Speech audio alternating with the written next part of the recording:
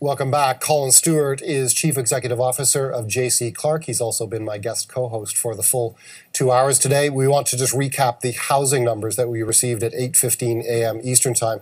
Canadian housing starts falling to their lowest pace since 2009. This is the February housing starts on an annualized basis fell to 156,000 units. Economists were expecting about 20,000 more than that.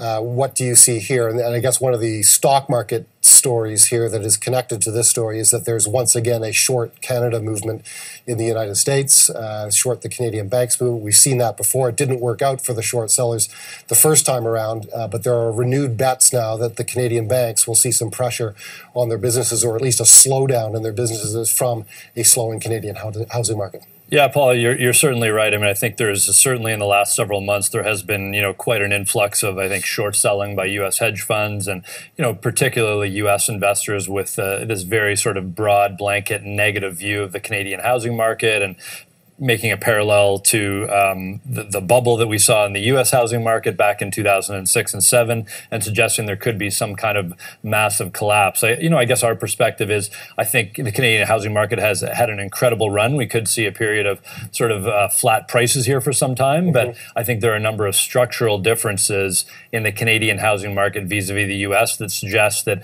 we will not see an outright collapse. I mean, for example, the loan-to-value ratios of the most Canadians have on their home is, maybe 60, 65%. You just don't have this kind of lending, 90, 95%, 98% loan to value like you did in the peak of the bubble in the U.S. market. So I think there's some pretty big differences, another of which would be the tax deductibility of interest. Obviously, in the U.S., mortgage interest is tax deductible. In Canada, it's not. So just not the type of speculation, I think, in Canada that we saw in the U.S. housing market bubble. And people already remarking that the extremely cold weather that we saw in February might be a factor at play in these most recent numbers as well.